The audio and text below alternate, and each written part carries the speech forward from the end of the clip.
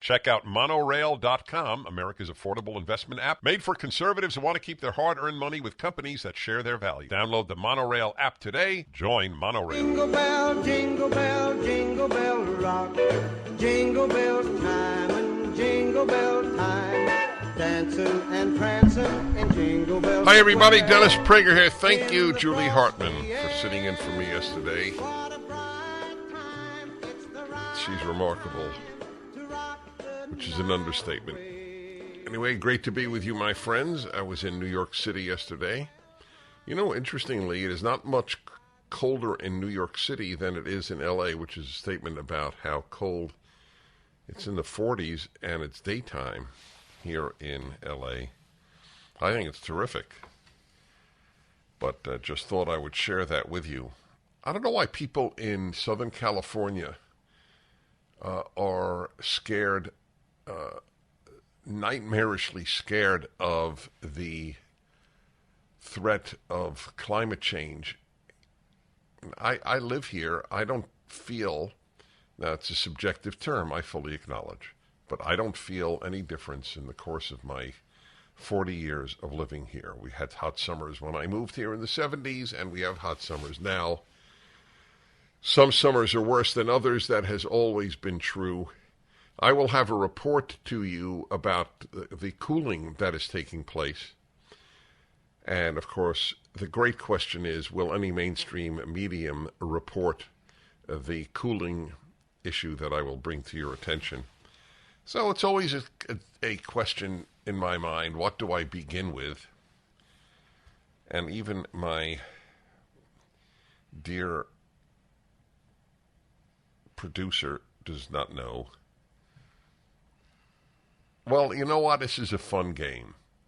Which of the stories you sent do you think I'll begin with? I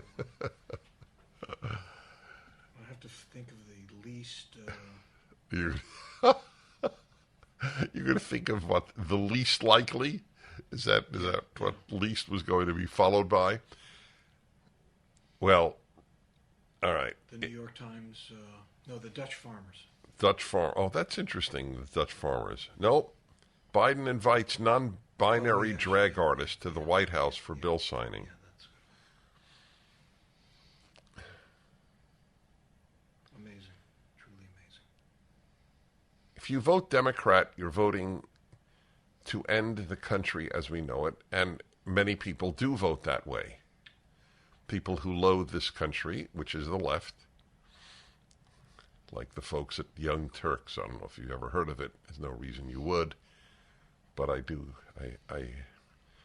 They seem to be focusing on me a great deal, which is fine. Let people hear what I have to say.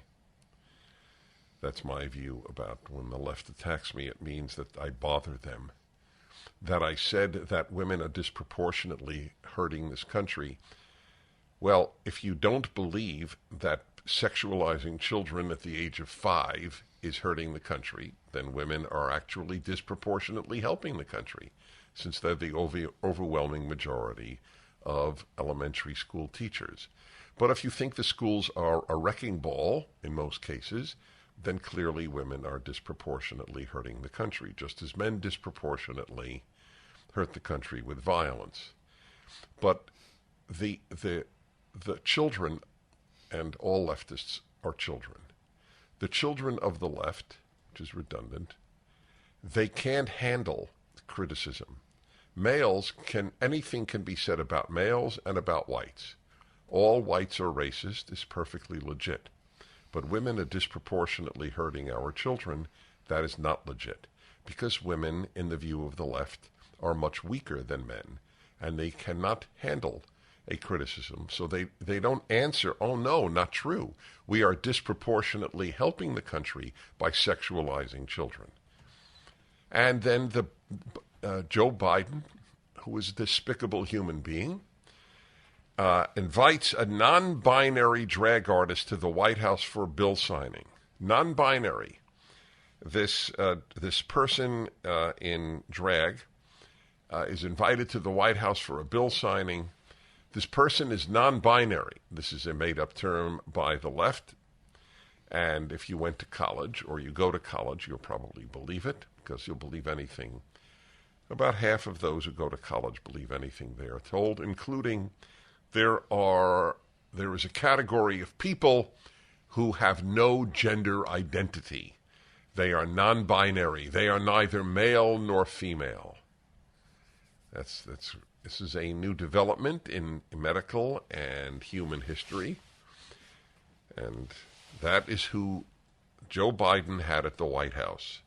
And I'll bet you not a single Democrat voting person in your extended family knows that this happened. But it is worth asking them, do you think that it is a good thing? Yeah, and you know what? I know what they'll say. What's the big deal? That's what they'll say. What's the big deal? Who does it hurt? Who does it hurt? Yeah. It's a beautiful model. People spoke about, oh, Donald Trump is not a good model for our children. But this is. Having a drag queen at the White House. That's good model for our children. At the signing.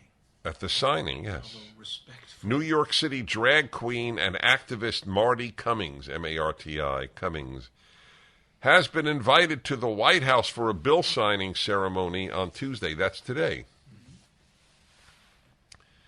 President Joe Biden will be, where is this from? Daily Caller. President Joe Biden will be signing the Respect for Marriage Act, a bill which requires all states to recognize same-sex marriages. Some Republicans have argued that the legislation provides insufficient protection for religious liberty. So, as I said to you last week, I predict, and I almost never predict, that soon there will be severe pressure on all clergy to perform same-sex marriages. Well, anyway, already liberal clergy do. Non-Orthodox rabbis, mainstream Protestants like Episcopalians, Presbyterians, they will United Church of Christ, they already do it. I'm not sure what the justification is. I spoke to a rabbinic convention. It's the last time I was invited, many years ago. I don't know, 20 years ago? 15 years ago, and I think it was in Texas. And I believe it was the Conservative Cantors Convention. And I spoke against performing within religious framework a same-sex marriage. My wife and I, as I have noted on many occasions, are the godparents to a gay couple's children, and the couple is married. I try to live by compassion in the micro and standards in the macro, but I will not change my religion because it is the popular thing to do. And a man got up, I'll never forget this, and he said, I am as certain as I am of anything in life that God wants me to perform a Jewish same-sex marriage, a religious same-sex marriage. Was there a basis in the Torah for that position? In all of Judaism since the Torah? No, but it doesn't matter. We live in the age wherein your feeling is theology, is morality. To a non-binary drag artist invited, to be a non-binary drag artist invited to the White House is something I never imagined would happen. Makes two of us. I never imagined it would happen either. This is a victory on the left. This is considered, people like people at the Young Turks and at Media Matters and at all these left-wing websites, they revel in the fact that a non-binary, non-male, non-female drag queen will appear at the White House. Because if it is a middle finger to Judeo-Christian values, to Western civilization as we have known it for centuries, for millennia, they support it. It is very hard for conservatives to understand leftists because you don't want to destroy everything, and they do. What was that? I'm sorry. Huh. We're coming to the end of the segment. So such is the message in my earphones. Victor Davis Hanson writes about this when we return. The Dennis Prager Show. History repeats itself, and we're seeing that play out with inflation. When Jimmy Carter took office in the late 70s, gold sold for $140 an ounce. By 1980, the price of gold topped out at $870 an ounce. If today's market performs like it did when Carter was in office, the price of gold could skyrocket from $1,800 an ounce to $9,300 an ounce. This is Dennis Prager for AmFed Coin and Bullion. Don't miss out on a great opportunity to purchase precious metals while the prices are still stable. If history repeats itself, we'll see a run on gold, silver, and platinum that will certainly drive up prices. Be smart and buy now, as I am. At AmFed, you're dealing with specialists who provide you with personalized attention, honest information, and sound advice. You'll never be pressured into buying outrageously priced so-called collectible coins or anything that you don't need. Take advantage of today's prices. AmFed Coin and Bullion, 800-221-7694. AmericanFederal.com, AmericanFederal.com. Frosty the Snowman is a fairy tale, they say. Victor Davis Hanson is a remarkable human being, and he has a very important piece up at American Greatness, which I am honored to say publishes my column each week. And I'll talk to you about, maybe I'll do the column as the Ultimate Issues Hour. It's certainly an ultimate issue. Will secular conservatives have conservative grandchildren? That should make you think if you're a secular conservative. When I think of the people that the left adores and the people that the right adores, when I think of a Victor Davis Hanson, or I think of Jordan Peterson, just to name two, and I think of the people on the left, like the folks Dave Rubin used to work with on the Young Turks, the moral difference, the depth difference, the decency difference is so large that I don't know why it isn't obvious. Just the intellectual shallowness of these people.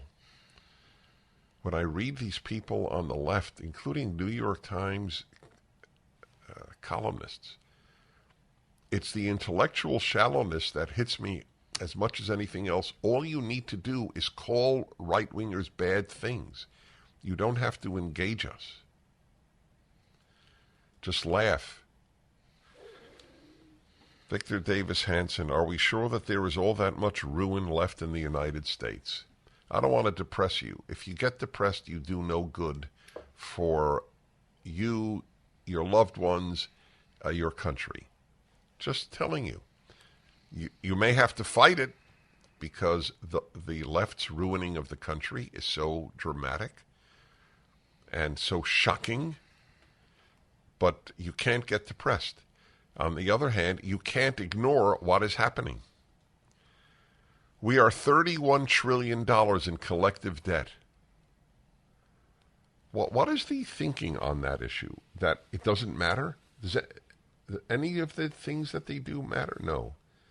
Drag queen, non-binary at the White House? That doesn't matter. $31 trillion in collective debt. They actually like it because it means that we have spent so much money on getting people hooked on the government.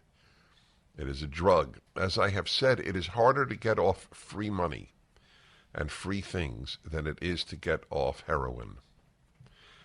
The new normal is $1.5 trillion budget deficits.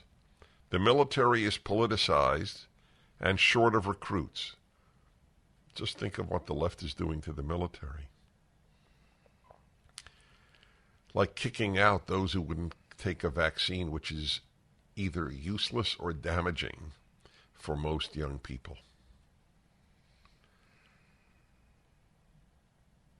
The very best of our military refused to live by this draconian order.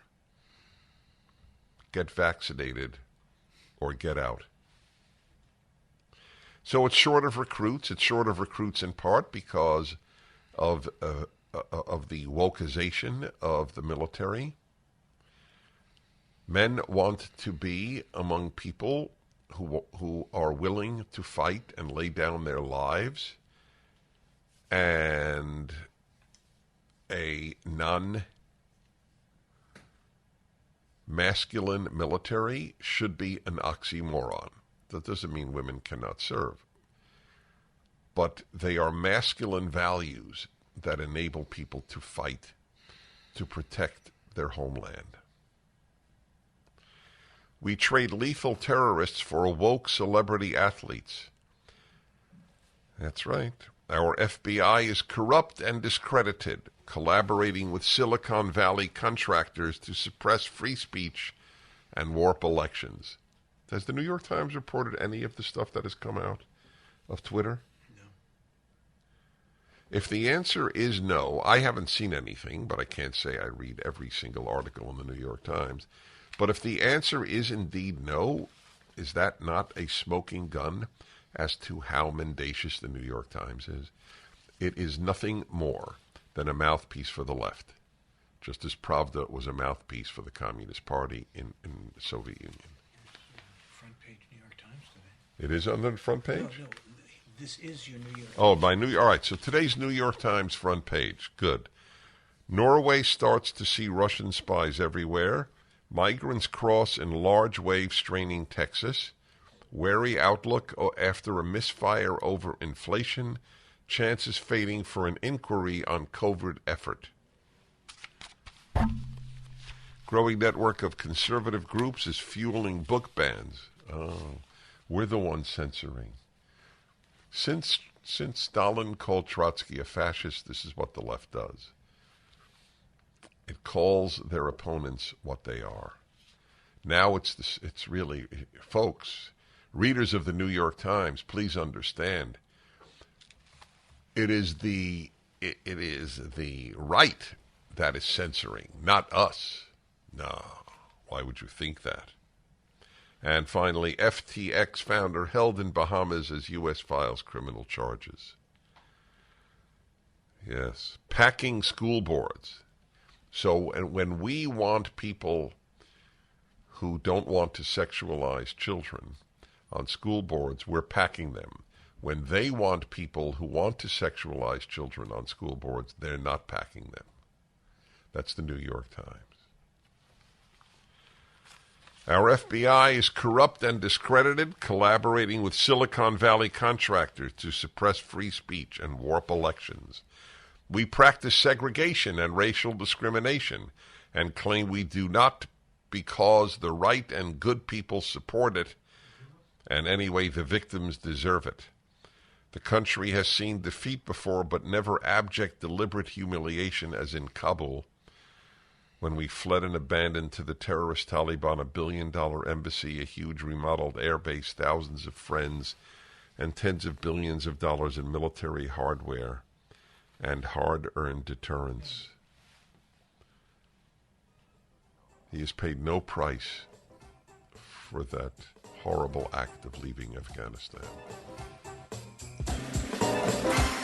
The late co-founder of Microsoft, Paul Allen, sold his art collection for the record-breaking sum of $1.6 billion. You might ask, what does this have to do with you? While the markets for other investments are cratering, art is reaching record prices. So why hasn't your financial advisor told you about art? It's simple. They don't have access. There's a way to access this potentially lucrative market safely and for a fraction of the price. It's called Masterworks. They qualify their paintings with the SEC so you have the highest level of protection while you invest. Masterworks has been delivering real results to real Americans just like you. Like early last month, they handed investors a 17.8% net return. As a result, Masterworks even has a wait list, but you can skip it at masterworks.art/Dennis. masterworks.art/Dennis. See important Reg A disclosures at masterworks.com/CD. It came upon a midnight clear, that glorious song of old, from angels bending. Hey everyone, Dennis Prager with you, Victor Davis Hanson, one of the great thinkers of our time. We are witnessing the breakdown of basic norms essential for civilized life, from affordable food and fuel to available key antibiotics and baby formula. Old Cairo seems safer than an after-hours subway ride or stroll at dusk in many major American cities. Medieval London's roadways were likely cleaner than Market Street in San Francisco. Speech was freer in 1920s America than it is now. California is always a preamble to America's future. Our present is likely your tomorrow.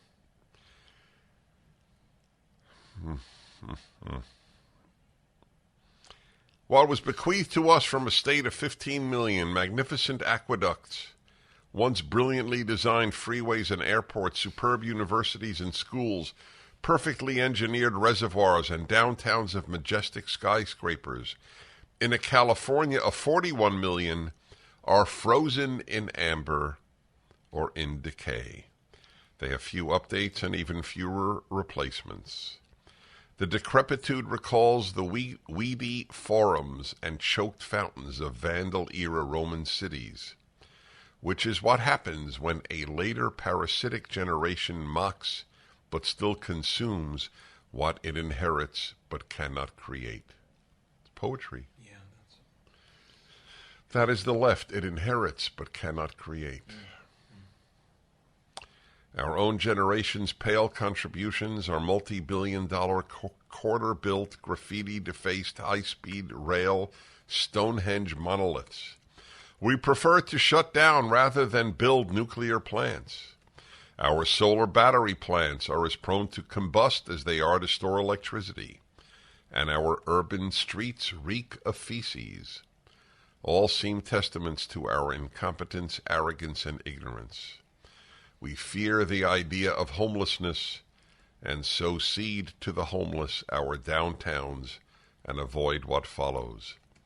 Our great universities, once the most esteemed in the world, from Berkeley to Stanford to UCLA and USC, grow burdened with commissars. You folks know what commissars are? Commissars were the communist officials. Too many of their outnumbered faculties are weaponized, and their students have never been, I love this line, their students have never been more confident in their abilities, and with so little reason for that confidence. A return to syllabi and grading standards of just 30 years ago would result in mass flunkings. Failure on tests apparently means the test, not the test taker, is found wanting. You know who agrees with all of those things? It's the test, not the test taker, who is flunking, or that is flunking. Everyone on the left, and almost all of them college educated. My heart breaks for parents watching their children brainwashed.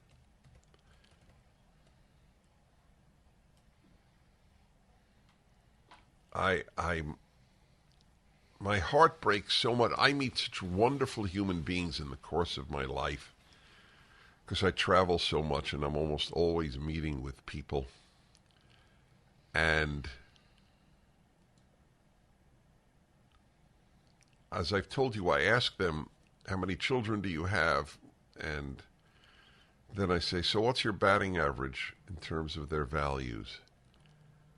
And when I meet these wonderful, kind, intelligent people whose children believe that they're fascists because they vote Republican, the damage done to the parent-child relationship by the cowards and sheep that teach at college and now increasingly in high schools and elementary schools. Why is there a sex week at virtually every college?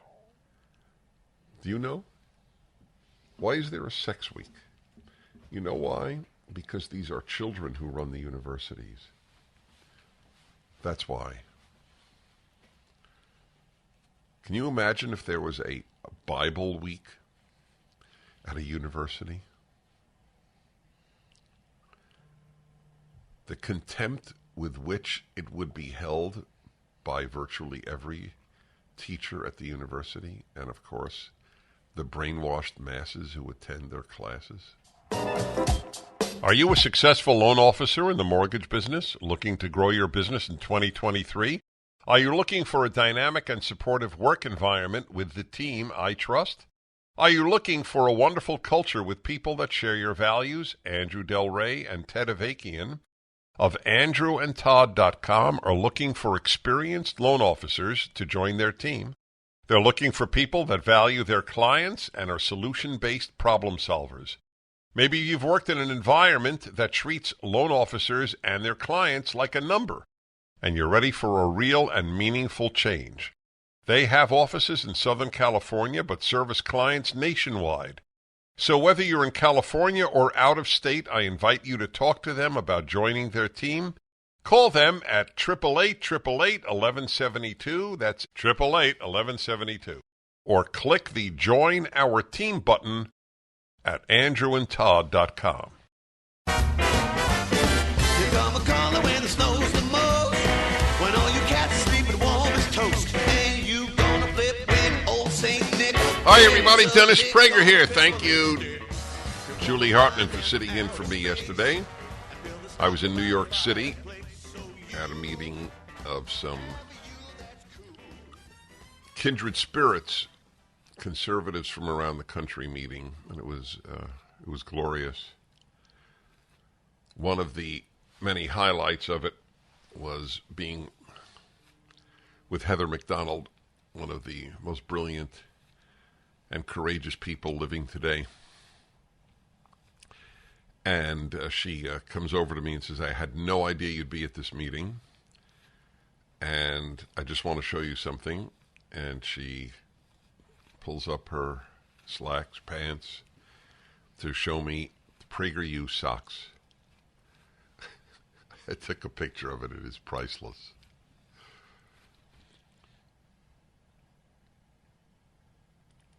I am about to report a major development, I believe. It's from the Florida Standard, Will Witt's great creation in Florida. DeSantis announces Florida grand jury investigation to hold vaccine manufacturers accountable. I must say that DeSantis is almost too good to be true. In his calm way, he is a tornado.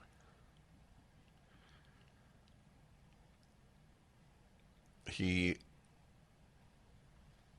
is exposing over and over and fighting the left. And he won by 19 points. What have I said all of my life? Republicans make a terrible error in running against their opponent. They need to run against the left and the Democratic Party, which is now a left wing, not a liberal party. That's what DeSantis is doing. He won by 19 points in a state that was, until very recently, considered purple. For the first time in, 50 years? I don't know how many years it is. Florida has, am I correct, that has more registered Republicans than Democrats? Yeah. 400,000 people moved to Florida in the last few years. Are you aware of that? Yeah. 400,000. How many people live in Wyoming? Not too many more than that. Yeah. It'd be an interesting thing to note. DeSantis announces Florida grand jury investigation to hold vaccine manufacturers accountable. The grand jury will investigate the potentially dangerous and deadly side effects the mRNA injections have had on Floridians. Wow. 578,000. 578,000? So, Almost. given the movement to Florida, within about a year or two, the state of Wyoming will have moved to Florida. The equivalent. Today, Governor Ron DeSantis announced that the state of Florida is impaneling a grand jury to review evidence to hold COVID-19 vaccine manufacturers accountable under Florida law. Today, I'm announcing a petition with the Supreme Court of Florida to impanel a statewide grand jury to investigate any and all wrongdoing in Florida with respect to the COVID-19 vaccines. We anticipate that we will get approval for that, Governor DeSantis stated at a roundtable conference with medical professionals and vaccine-injured citizens. Do you know how many times I'm now reading about unbelievably healthy people, like athletes, who are just dropping dead for no reason? There are attempts to quantify this number and to give names to these people. Of course, it's never reported that way. Sudden death of their beloved brother, sister, and never cited, well, they had just gotten another booster. I'm not saying that it was definitely the cause, but if you actually care about humans, you would want to know if that was a cause. Following the announcement, the governor and Surgeon General, Joseph Ladapo, is another great man, held a special live roundtable event with leading healthcare practitioners and scientists. The roundtable also included very emotional testimony from vaccine-injured men and women. I am quiet because I'm thinking about how to phrase this. Well, I'll just phrase it in the way I thought of it immediately. Had these people listened to my show, they wouldn't have been injured.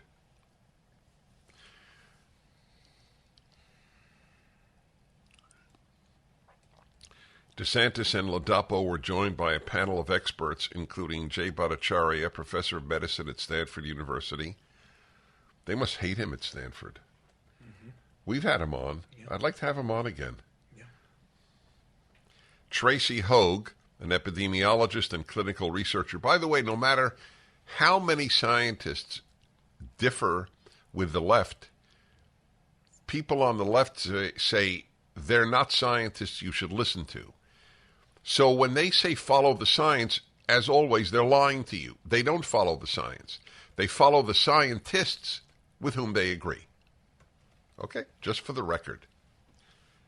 Tracy Hogue, an epidemiologist and clinical researcher. Dr. Joseph Freeman, emergency medicine physician in New Orleans. Steve Templeton, associate professor of microbiology and immunology at Indiana University. Brett Weinstein, a public intellectual and former professor of evolutionary biology. Christine Stable-Ben, professor of global health at the University of Southern Denmark.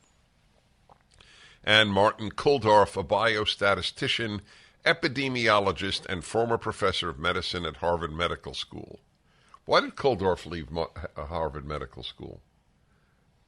We've had him on too, right? Yeah, I think... I'd like to ask him. I think he just got fed up.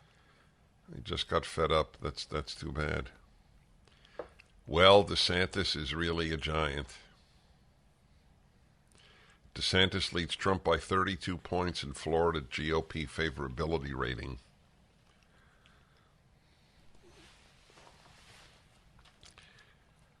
Well, that makes sense, I will say, and nobody was more passionately a defender of President Trump when he was president. He was a great president, and I will never take that away from him. Wow. Should read my column today. Will secular conservatives have conservative grandchildren? It's up at DennisPrager.com. Yeah. And at American Greatness has it already up. Yeah. Well, that's cool. And Town Hall. I have a story for you. You know, I had thought that one of my favorite sports, hockey, the NHL had somehow withstood going pathologically woke, and my hope did not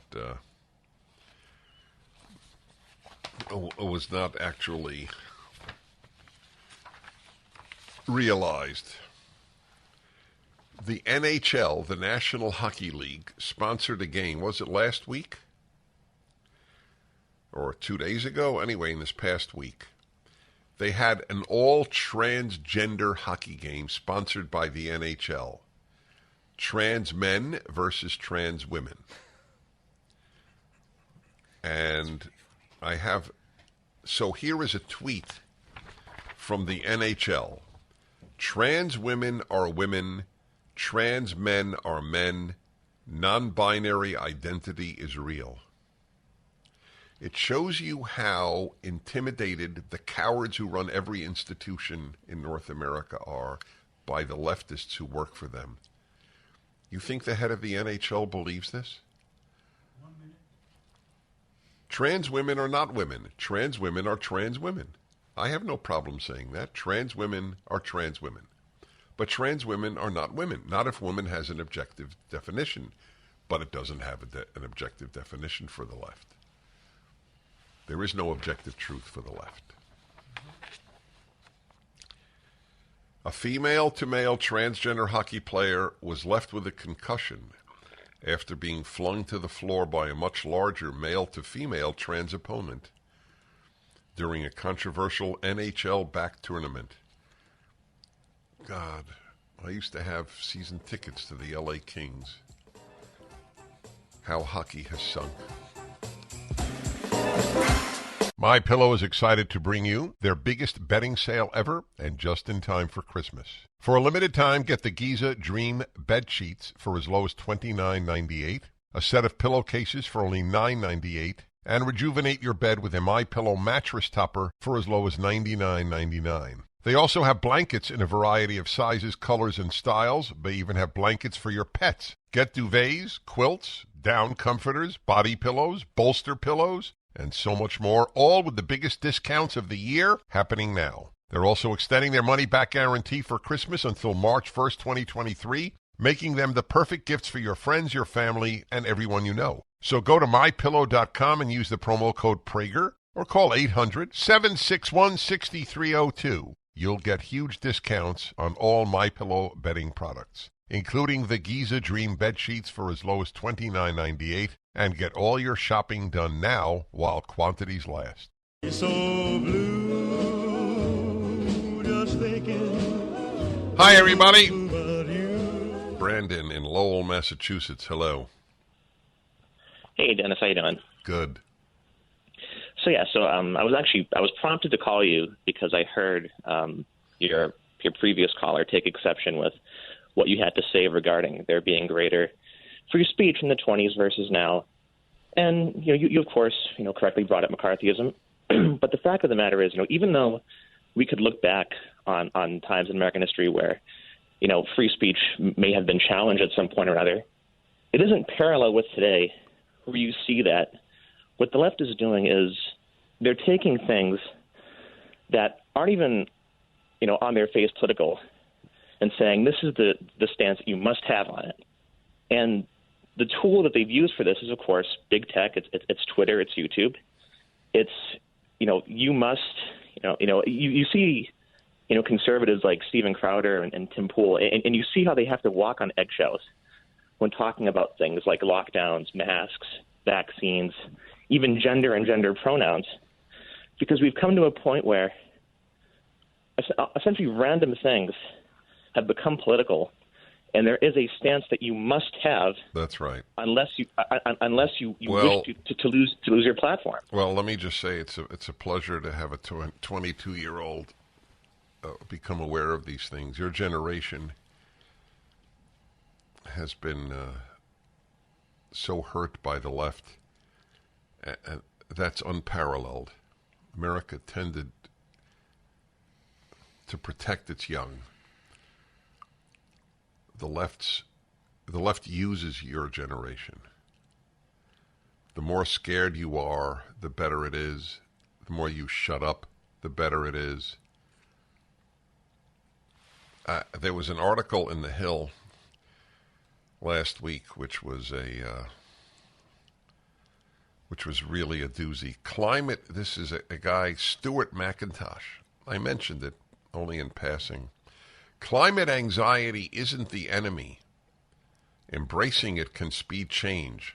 Yeah. So it's actually a good thing that people are scared by the left, that the world is coming to an end if we don't ruin the economies of the world and forbid you from living a quality of life that cheap energy has made possible. Oh, I got a report on the cooling thing. I got to bring that to your attention. Yeah. We cannot wait for the process that is the world UN sponsored meetings, conference to get countries to back out of fossil fuel. We have to keep scaring people. Listen to this. As the United Nations Secretary General warned at the meeting, this was the one in Sharm el-Sheikh in Egypt, the world is on a highway to hell with our foot placed firmly on the accelerator.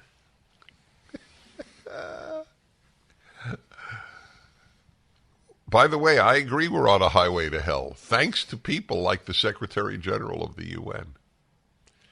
The hell is what the environmentalists are making, not what energy is making. The way forward to a net zero, carbon neutral, or negative future is global. Yep, that's what it is. And we need to scare people. Today, 3/4 of young people polled said the future is frightening. Well, it's all they hear. It's all they hear. Their future is frightening and their past is disgusting. And then you wonder why there are so many unhappy young people. How many physically capable men have opted out of the, is it 6 million or something? Have you read that statistic? How many young men have simply opted out of the workforce? It's a very scary number. 3/4 of young people said the future is frightening. Well, the future is frightening, but not because of global warming, but because of environmentalist fanatics who fly around the world in their carbon-emitting private jets while telling you that you can't use an SUV.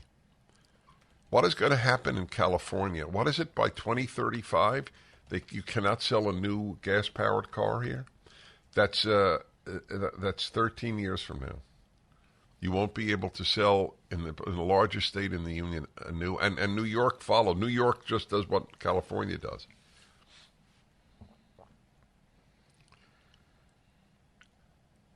People are, it is the ease with which people are brainwashed. That is the great lesson of the last 3 years. The ease. I learned so much in the last 3 years, all of it is sad, but I've learned so much. I always thought it takes a tyranny to brainwash a civilization, and I was wrong. You can do it in a nominally free country, but of course by suppressing dissent. Fully 45% of 10,000 young people polled in the global study said climate anxiety is affecting their daily lives. Wow.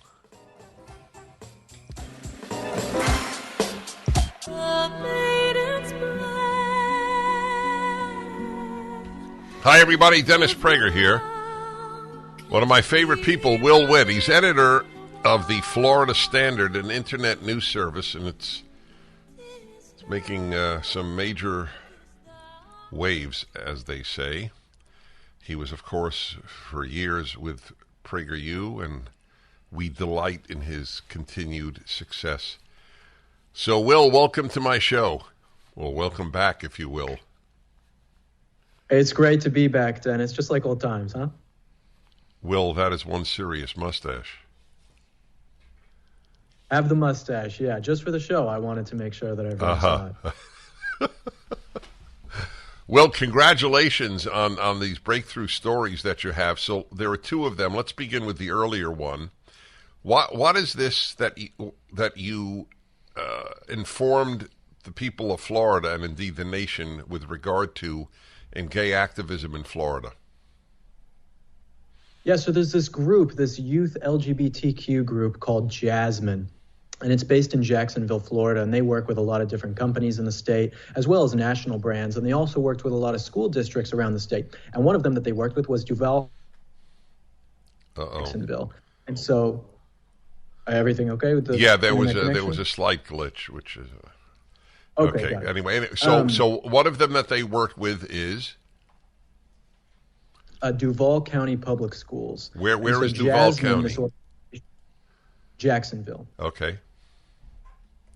And so in these public schools, and what Jasmine was doing was soliciting weird sex games for children. They had this event called Saturdays, which was for people who were 13 to 24 years old. On their Instagram and other social media accounts, they were posting highly explicit, very sexualized things for children. They actually have an adult page, and then they also have, like, the adult page was all that different from the children's page. It was posting basically the same things. And so the Florida Standard reported on what they were calling a dick card match game, where they had different penises and scrotums that kids had to match up with different cards. And the Florida Standard reported on this, and Duval County Public Schools ended up dropping Jasmine because of the reporting that we did. So to us, it's a huge win, holding people accountable for the sexualization of children. How did you find out about it? So luckily, what we've been able to do now with the months of having this organization, this news site, is we've been able to make a lot of connections with a lot of freedom fighters and people who just love the truth here in Florida. And so we got connected to this here in Florida, and they were able to help get us connected to all of this information.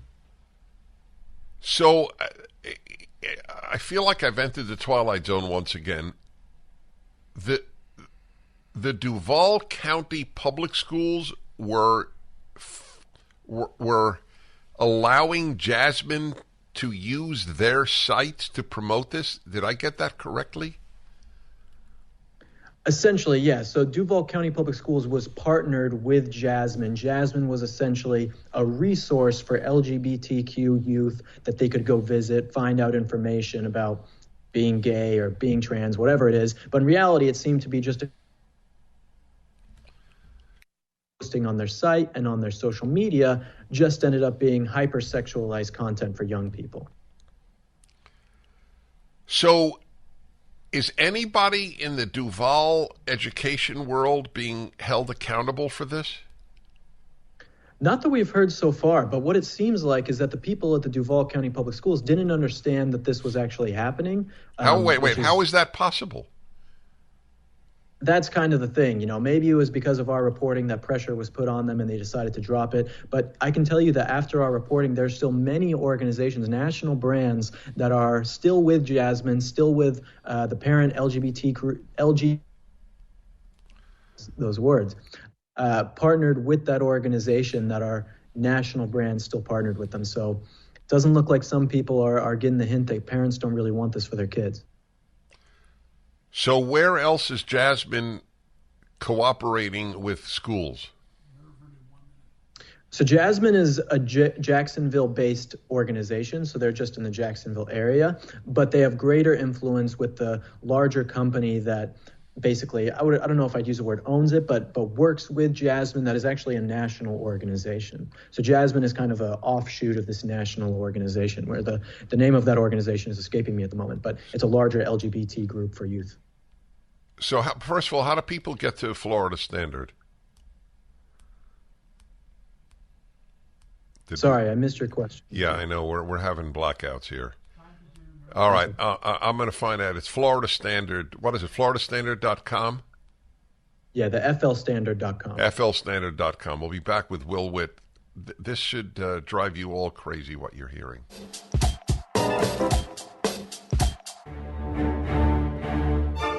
Hi, everybody. It's the Ultimate Issues Hour on the Dennis Prager Show, the third hour of every Tuesday. So I have a big one today. Well, they're all big ones, and that's why they're called Ultimate Issues. There are two types of conservatives that you can actually make a lot of distinctions. There's the fiscal conservative and social conservative.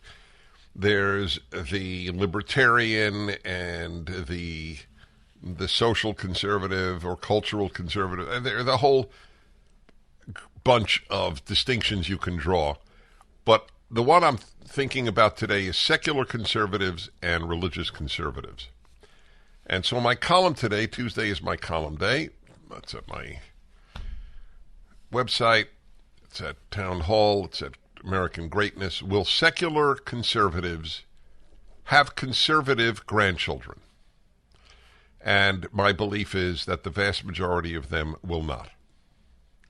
Conservatism cannot survive the death of God, the Bible, etc., Judeo-Christian values, any more than the country can. So that is my challenge. There are a lot of people who listen, and God bless them, and I don't mean that ironically, let alone sarcastically. Secular conservatives are critical to saving this country. I thank you. I bless you. However, I think you need to think through, can you drop one of the bases of American values, namely God, that our rights come from God, for example, and still end up with conservatism? Remember, one of the mottos of the country, you'll see it on every coin, is "In God We Trust." Secular conservatives drop that. Can you drop one of the three components of the American value system and still produce conservatives? It's a very important question. And I think that a lot of secular conservatives have not thought it through. There are three components to the American value system: "In God We Trust," liberty, and "E pluribus unum," from many one. That's why those are the three on every coin and every banknote. And it has been that way for over 100 years. "In God We Trust" is emblazoned over the Speaker of the House's seat in the United States House of Representatives. I'm sure that a lot of Democrats would like to see it sanded over, but it's still there. It's fascinating that conservatives, people really committed to the Constitution and to the United States, who are secular, do not worry about their secularism. I totally understand why some people just don't believe in God or don't believe in Judaism or Christianity or the Bible. I understand that. Do they understand that that is not part of conservatism? In effect, there's no such thing in America, at any rate, as secular conservatism. Conservatism in the United States has always been rooted in biblical values and in the Bible. Not all the founders were Christian, and people need to be honest about that, because truth is a religious conviction. Truth is a religious value. Not all of them were Christian in the sense that they held Christian theology. Not all believed in the Trinity, to be precise. They were certainly cultural Christians, and they were certainly Bible-based, certainly with regard at least to the Old Testament, which is why there's an Old Testament quote on the Liberty Bell from the book of Leviticus. These people were very, very serious about their Bible. Abraham Lincoln, who obviously was not in the founding generation, but who was a major pillar of America. Abraham Lincoln had a Bible on his nightstand and apparently read it on a daily basis, even though he almost never went to church. There is no conservatism in an American way. There's no expression of American conservatism that is godless, that is Bibleless. This is proof, incidentally, of how powerful the American educational system has been, that even conservatives, many conservatives, don't think that the Bible is necessary for America's values preservation. So my question to you, if you are a secular conservative, is are you receptive to my argument that you are likely not to have a conservative grandchild?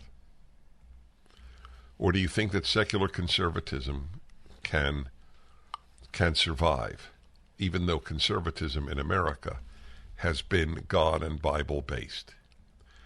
1-8-PRAGER 776-877-243 776.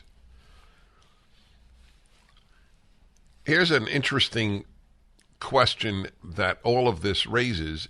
Are religious conservatives more likely to have conservative children than secular conservatives? How do you answer that one? What has been your experience in your family life, for example? 877-243 776. What I have never quite followed is why conservatives would think that the founders were so God and Bible centered, including Jefferson and Franklin. That's very important to remember that. These were certainly not doctrinaire Christians, but they were very God-centered and Bible-centered. Why would you think that conservatism can survive the death of God and the Bible? I don't think it can, which is the reason I wrote my column and the reason I'm devoting this hour to this question. And if you have secular conservatives in your family, or you are one, I would love to hear from you. But I am curious. I wish we could do, this would be a very, very instructive poll.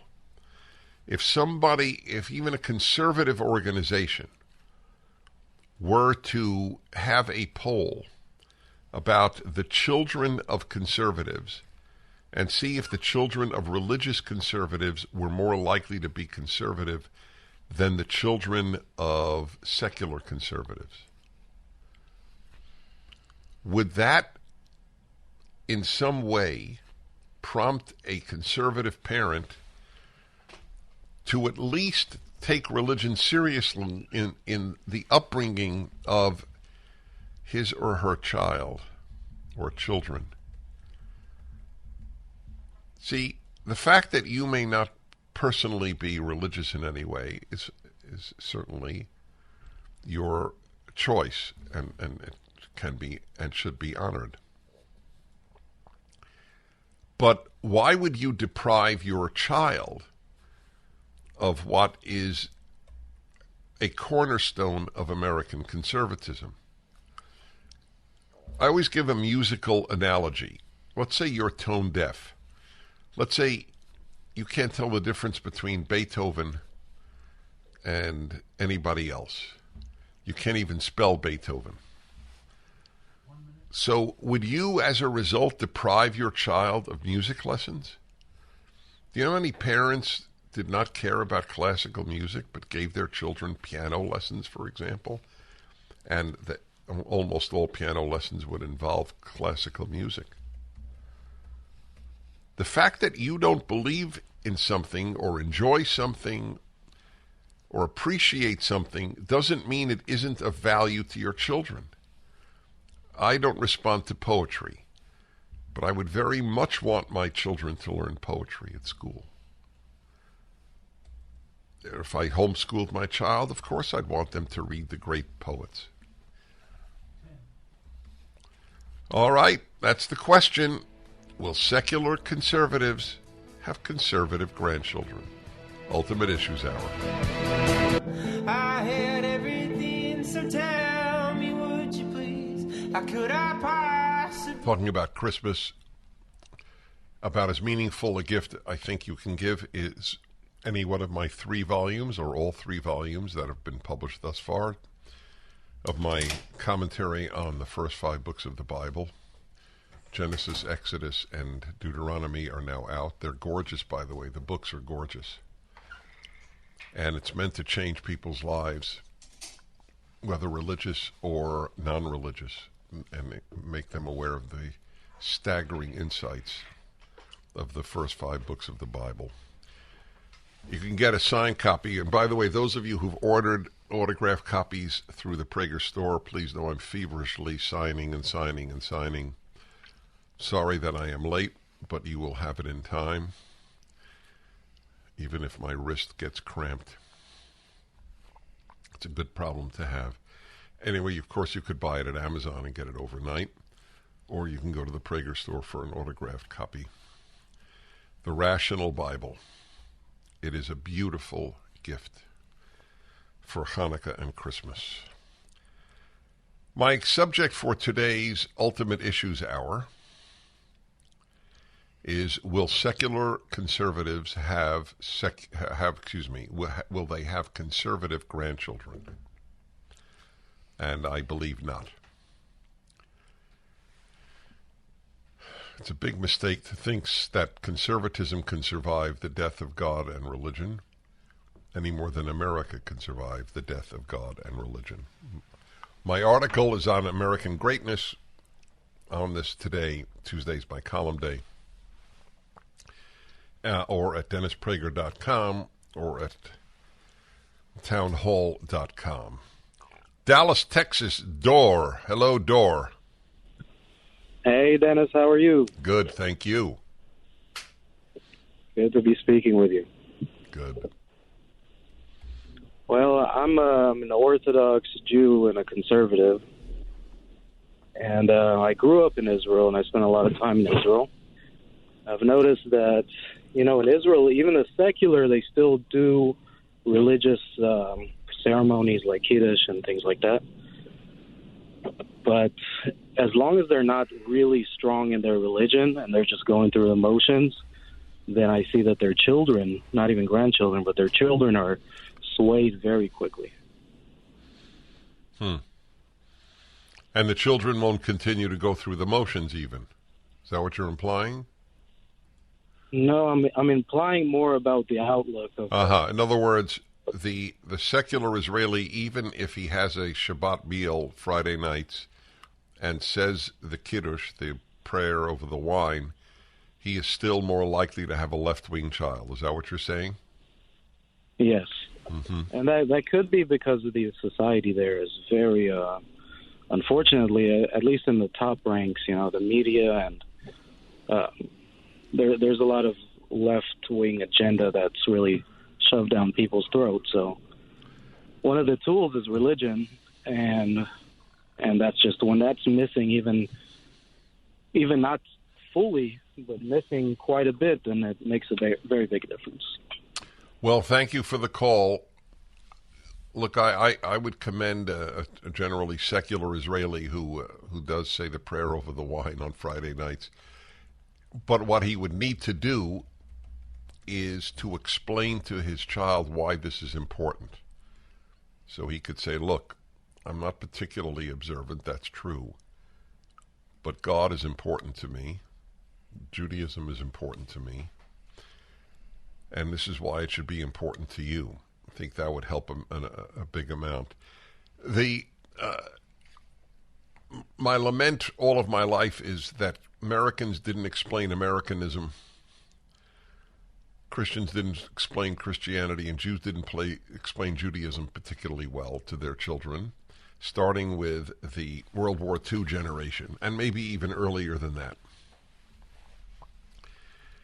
And it has to be articulated, has to be explained. That's why I'm doing my Rational Bible, the hardest project of my life, but as important as anything I've ever done. You have to explain this stuff to the next generation. You have to explain everything. Why is Beethoven better? Why is Michelangelo better? Why is it important for you to read Shakespeare? None of this has been done. Okay, let's see here. Lake Havasu, Arizona, and Jack. Hello. Havasu, sorry. What did I say? Yeah, it's Havasu. Yeah, what did I say? Havasu. Oh, I said Havasu? That was ridiculous. Havasu. Yeah, that's bad news. All right, go ahead. Yeah, Dennis. I listen to you quite a bit. I pretty much, I do like what you have to say mostly. I'm a secular conservative with a Marine grandson who is not a conservative. And he hates my politics, and I don't get it.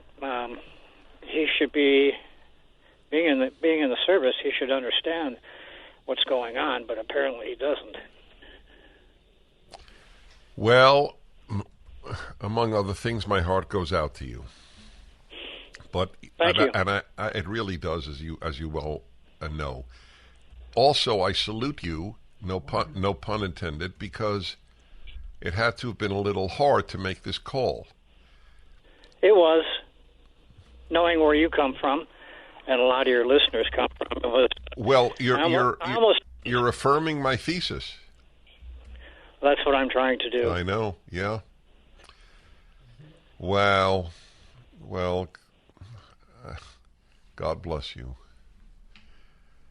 I could sort of end the hour now. That call was my whole point. But I wish I weren't right,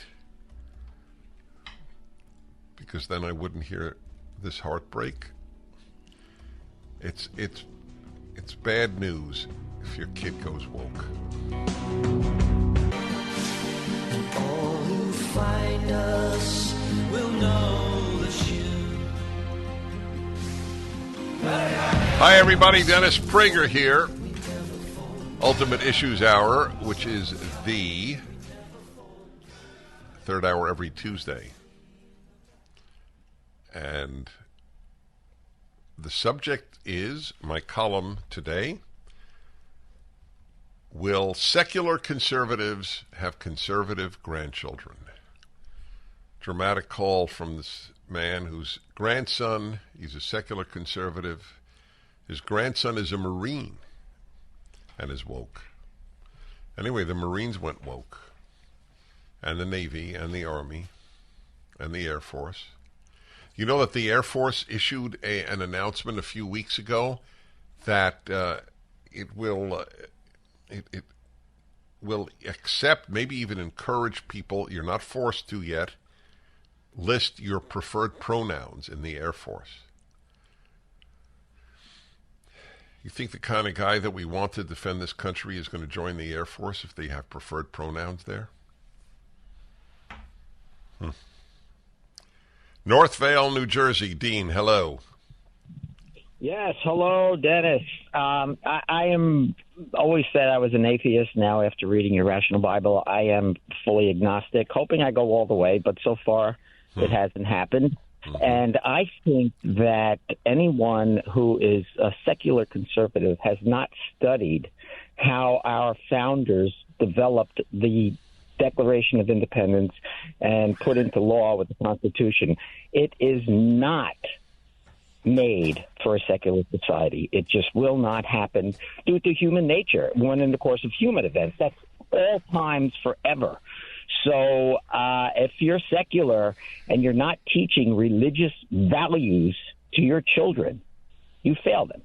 They will be whatever. And, they will be woke. This is coming from a, until now, atheist, now agnostic. Yeah, hoping I go all the way. Yeah, and, I'm hoping you will too, and that's why I wrote my book. Well, bless you, my friend. I really appreciate your calling. That's right. It was not founded to be a godless society. You're lied to by people who say that. They wanted secular government. They did not want secular society. the founders. You're being lied to, but it's so common to be lied to at school and in the media that people are now inured. They don't even ask, is it true? They just take it as a given. All right, let's see here. Dave in Fort Worth, Texas. Hello. Yes, sir. Thanks for taking my call. Mm-hmm. Specific question. I don't have any children, so I won't have any grandchildren. But I was married. My ex was a third-generation atheist conservative. And I feel that religion has nothing to do, although you may say it's a religious value, raising someone to be conservative, self-responsibility, self-reliant, not leaning on government and wanting a small government, being conservative that way. I don't feel religion really has anything to do with it. In the last 2.5, 3 years with the lockdowns and so on, which conservatives were most likely to not march to the mask and lockdown drummer? Secular conservatives or religious conservatives? I couldn't tell you. Okay, I would that's feel fair. That I'm not going I would feel that all conservatives were anti-mask, anti-control me, anti-vax, all of that. If you're conservative, to me, that's where I fell. Right. And well, that's what they should have been, but obviously a vast number weren't. Everything that he just said is accurate. You can teach those values, self-reliance, the government shouldn't be big, and all those wonderful conservative values.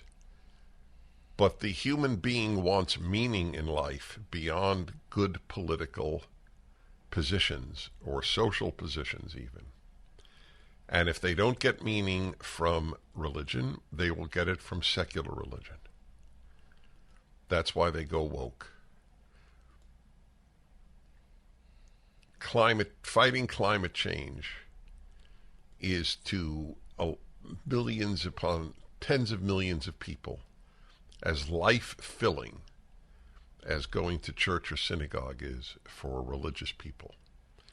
But it's overwhelmingly secular people who buy the fanaticism. Dennis Prager here. Thanks for listening to the Daily Dennis Prager Podcast.